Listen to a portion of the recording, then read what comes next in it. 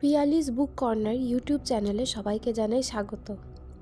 আজকে একটি অন্য রকমের ডিটেকটিভ গল্প নিয়ে চলে এসেছি। গল্পের নাম হলো অদৃশ্য সাক্ষী। তো চলুন গল্পটা শুরু করা যাক।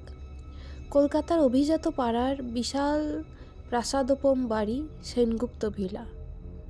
বিশিষ্ট শিল্পপতি অনিরুদ্ধ সেনগুপ্ত এখানে থাকেন তার স্ত্রী মঞ্জুরি, মেয়ে রুদ্রাণী এবং পরিবারের অন্যান্য সদস্যদের সঙ্গে। বাড়িটির ইতিহাস যেমন সমৃদ্ধ তেমনিই জটিল। তবে এই প্রাসাদে ঘটে যাওয়া এক রাতের ঘটনাটা বাড়িটিকে আলোচনার কেন্দ্রবিন্দু করে তোলে। শুভ শুক্রবারের রাত।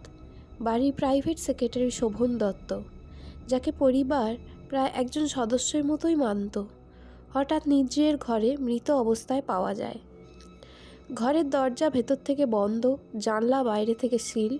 পুলিশ প্রাথমিকভাবে এটিকে আত্মহত্যা বলে ধরে নেয়, কিন্তু সৌর্য সিংহ, প্রখ্যাত গোয়েন্দা, তার নিজস্ব পদ্ধতিতে খুঁজে পান কিছু অদ্ভুত ইঙ্গিত। সৌর্য সিংহ প্রথমেই ঘটনাস্থল পর্যবেক্ষণ করেন। তার চোখে ধরা পড়ে প্রথমত শোভনের হাতের মুঠোয় ছেঁড়া কাগজ।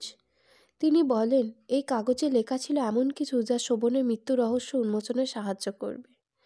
দ্বিতীয়ত ঘরের কোণে ভাঙা কাঁচের গ্লাসের ধারালো টুকরোগুলো রক্তমাখা নয়, কিন্তু বিষের গন্ধ অনুভব করেন তিনি। আর তৃতীয়ত ঘড়ির কাঁটা থেমে আছে রাত 11:45। কিন্তু সৌর্য অনুমান করেন ঘড়ির কাঁটা ইচ্ছাকৃতভাবে থামানো হয়েছে। এবার চলে আসে ঘরের প্রতিটি সদস্যকে জিজ্ঞাসাবাদ করার প্রশ্ন। রুদ্রাণী সেনগুপ্ত। রুদ্রাণী প্রথমে চুপ থাকলেও পরে স্বীকার করে যে শোভনের সঙ্গে তার ঘনিষ্ঠ সম্পর্ক ছিল। তিনি জানান, শোভন আমাকে বুঝিয়েছিল আমরা একসঙ্গে ভবিষ্যৎ গড়তে পারব, কিন্তু মা যদি জানতেন তাহলে আমাকে বাড়ি থেকে তাড়িয়ে দিতেন।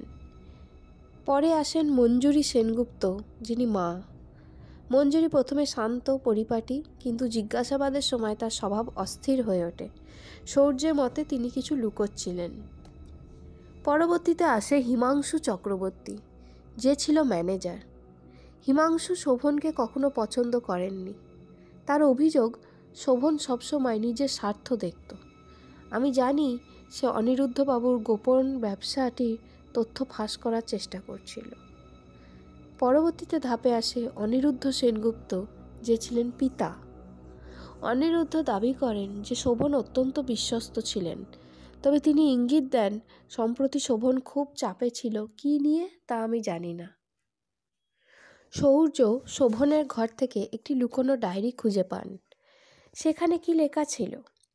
লেখা ছিল রুদ্রাণীর সাথে তার সম্পর্কের কথা, সেনগুপ্ত পরিবারের বড় ব্যবসায়িক চুক্তি সংক্রান্ত কিছু গোপন তথ্য, একটি ব্ল্যাকমেল চিঠির উল্লেখ যেখানে হুমকি দেওয়া হয়েছে সম্পর্ক ফাঁস করার। ডায়েরির শেষ পাতায় লেখা, যদি কাল রাত 12টার মধ্যে আমি সত্যের মুখোমুখি না হই তাহলে এই বোঝা আর নিতে পারবো না। সৌর্য সব ক্লুগুলোকে জুড়ে দেন পরপর, এবং শোভনের মৃত্যু আত্মহত্যা নয়, ঠান্ডা মাথার খুন। ভাঙা গ্লাসে বিষ ছিল, কিন্তু শোভন তা পান করেনি। ঘড়ির কাঁটা থামিয়ে দেওয়ার সময় গোপন করার চেষ্টা করা হয়েছে। ব্ল্যাকমেল চিঠিটি মঞ্জুরি সেনগুপ্ত লিখেছিলেন। সৌর্য মঞ্জুরিকে একা ঘরে ডেকে বলেন, আপনার মেয়ে শোভনের সঙ্গে বিয়ে করতে চেয়েছিল, কিন্তু আপনি তাকে কিভাবে থামালেন?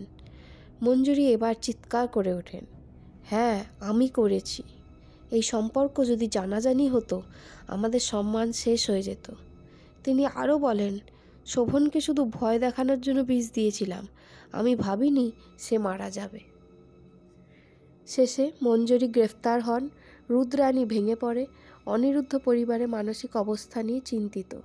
সৌর্য একটি জটিল রহস্য সমাধান করে বলে যান, সত্যকে চাপা দেয়া যায় না, একদিন না একদিন সত্য নিজের পথ খুঁজে নেয়।